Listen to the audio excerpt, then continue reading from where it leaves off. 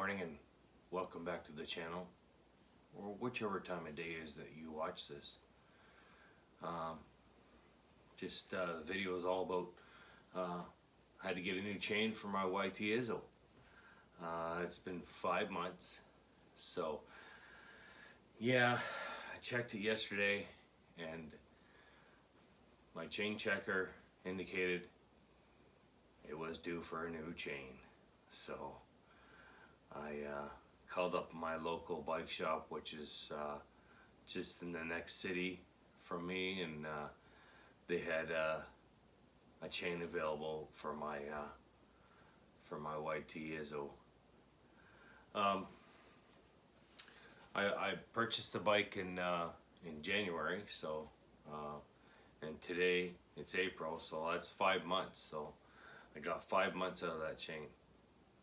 So what I ended up buying was I like the KMC chains, and they're not the low grade chains, but they are the middle ground chains. And I've usually, after running the factory chain on the mountain bike, I switch over to the KMC. I have no issues with them. I've not broke one or snapped one. They do come with a master link, and yeah, they hold up really good for me anyhow, and so no complaints. So yeah, new chain. I put it on yesterday and bedded it in, went for a ride just to check it out. So I thought I'd give you a little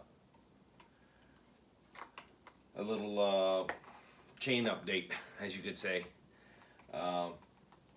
with no issues. So 5 months. The 28 tooth is working well. Obviously, I'm climbing more, and it's holding up really well. So I also wanted to give you like a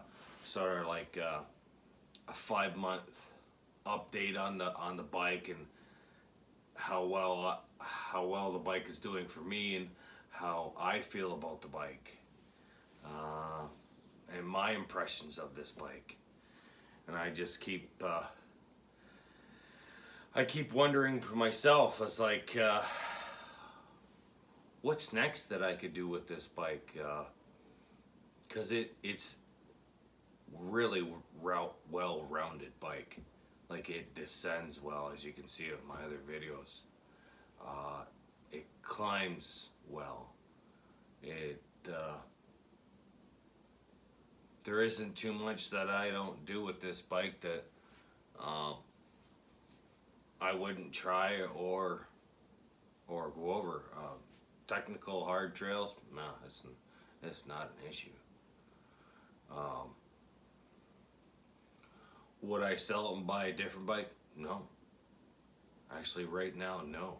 This thing is performing beautifully. I do, however, want to take you through some of the things that, for me in my setup, that I do for, like, I wanted to tell you about the how much air pressure I run on my fork and my shock in the back, and just to give you an example of how big I am, and how much I weigh, and a little bit of the back history of how long I've been riding for, and what kind of riding I've been doing. So first we'll start with the suspension, and how much air I run in them, where my rebound is, where I run all my pressures on my bike. So first of all, we'll start with the rear shock, and I'm running the rear shock at 200 psi in the back, and That's not taken from the internet. That's not taken from any suggestions of anything online I've read. It's what I've been running. And as far as compression on the red dial, it's been running in the middle. So it's not fast, it's not slow, and it works. And yeah, I use the remote shut off all the time. It's not a deal breaker to have it on the twist lock at all. I don't have a problem. Once I shifted it over from that grip, and I've showed you in my videos, there is no issue. So the front fork. The front fork is, obviously you feel that before you feel the rear shock. The front fork I run it at 100 PSI. And the rebound in that is probably a little slower than most people, but it's running probably like, you can go through the clicks on the rebound of on the bottom of the shock, and it's fine. It's at 3, and it's performing beautifully. And I'm not exactly easy on it. I do ride it, so that's my suspension setup on it. I have ran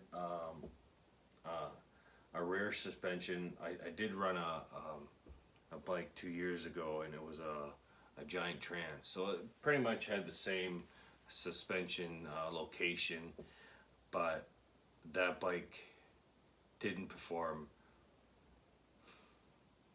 I'm gonna say, in comparison to this, not even close to this bike and how it performs. Like, this night and day performance of that Trans to this, although that bike was older too, so I mean, probably it should have had a rebuild to that whole suspension on that bike before I bought it. Anyhow, this suspension, this setup works beautiful for me.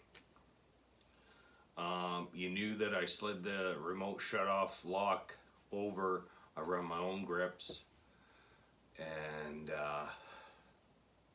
what else? I slid the seat forward. I do ride an extra large. It's a 29er. You knew I upgraded my chainring.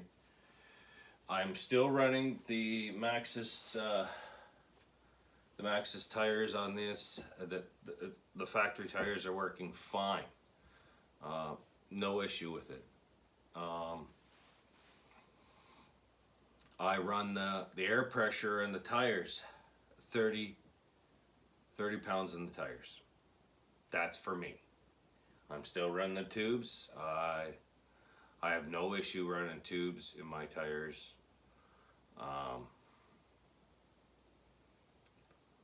It's debatable whether I want to run tubeless or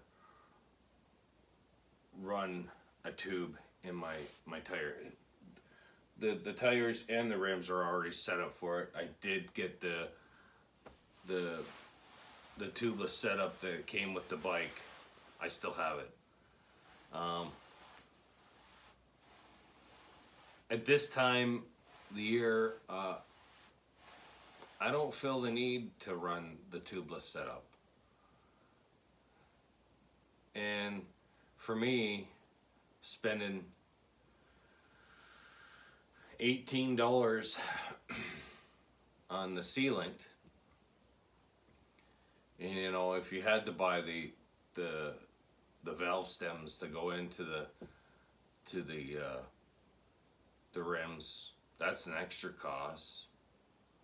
And then not all tires can be tubeless, but these ones are. And I can spend, say, $8.75 Canadian, by the way, for a tube. Well, I don't mind patching tubes, and I don't mind running tubes. It's way cheaper for me. I can't run tubeless setup lower than any more than 25 pounds.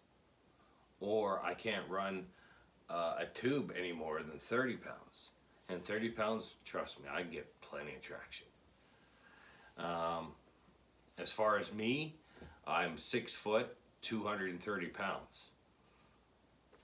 The back tire gets plenty of traction with my big ass on it. So there's no issue getting traction. And there's no issue with running the tube in there, as long as I don't run any lower than 30 pounds in it. And I regularly check it every time I ride it, like I do a bike check every time I ride my bike, regardless. It's just, you don't do it. And it's important to do a bike check before you ride it, and do a bike check after you ride it. But sometimes you don't always do the bike check afterwards. It's usually first before you get on, decide to go for a ride. So that being said, like I said, I'm 6 foot, I'm 230 pounds. There's no problem with traction in the back. So the other part of what I said about the backstory of me was I come from an XC background. Started riding mountain bikes in the early 90s, parts of the early 80s, late 80s actually. 1989, I think I discovered a mountain bike. I was forced to ride a mountain bike because I grown 7 inches, and my BMX wasn't holding up to me, and I turned around and did a pedal slap to my ankle and cut my Achilles tendon in half. So riding a mountain bike, yeah, it forced me to ride a mountain bike, but I was hooked with all those gears and all those things. But I could still, I was adapting a lot of my skills from the mountain bike from the BMX. So I was bunny hopping, and people are like, "How do you bunny hop a mountain bike?" Well, I did, and some of those skills can be helpful and useful, pulling wheelies and all that fun stuff you do. Anyhow, so I come from an XC and BMX, and I've been riding since 1989 on a mountain bike, and it was fun. I've ridden many bikes, most of which have been, I'm gonna say, more trail oriented full suspension bikes. Nothing. I've never owned a downhill bike. I've never owned a trials bike. So yeah. So I've owned a lot of hardtail bikes. I mean, back in the 90s, that's all they made, and you pop into the early 2000s. They weren't manufacturing great full suspension bikes. So, I mean, I've ridden full rigid bikes, so, but now bikes are getting way better to ride, and you're riding them longer and harder, and they're holding up to some of the abuse. Not all. I will come back to this when I own this for a full year and do another breakdown of this bike and tell you how I feel about this. But so far, I enjoy it, and it's been it's enjoyable riding. I keep looking down, wondering what next. What next can I ride, and where can I go next? Well, with it being where we are now in Ontario, we're at a lockdown stage, and we're limited. what we can do, where we can ride, and everything's closed and locked up tight. But we can exercise, and I'm riding that still. So that's the only thing that actually is keeping me happy these days. And with this lockdown, it's not been too nice. So, and each kind of stage of our lockdown we've been in is just it's not been enjoyable. So this pandemic is going to be it's a pain in the butt, more or less. So anyhow, guys, new chain, new little backstory on me, little backstory on everything that's going on with the YT. You guys enjoy your days. If you're not in Ontario, you're luckier than me right now. So like, share, and subscribe if you want to follow on to more of my crazy stories and the stuff that I do. I'd like to have you. So take care, guys. We'll catch you on the next one, okay? Bye.